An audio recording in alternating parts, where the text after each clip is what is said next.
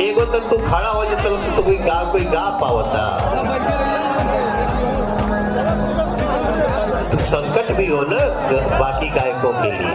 जिसमें कोई डाउट नहीं, पवन सिंह की वॉइस को पूरे भोजपुरी इंडस्ट्री में सभी सैल्यूट करते हैं। और चाहे वो खेसारी लाल हो या फिर दिनेश लाल यादव या फिर हो भोजपुरी के सबसे बड़े महानायक मनोज तिवारी जी। वैसे इसी साल एक स्टेज शो के दौरान जब मनोज तिवारी और पवन सिंह का शो था, उस समय भी मनोज तिवारी ने पवन सिंह की वॉइस को सबसे बड़ा माना था।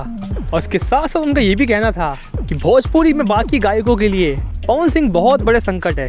हालांकि पवन सिंह और खेसारी लाल यादव के विवाद के बाद वैसे खबरों की माने तो मनोज तिवारी ने भी अपना रिएक्शन दिया है और ये साफ कर दिया है कि पवन सिंह हो या फिर खेसारी लाल यादव, सबको मिलकर रहना होगा और भोजपुरी म्यूजिक इंडस्ट्री को आगे बढ़ाना होगा।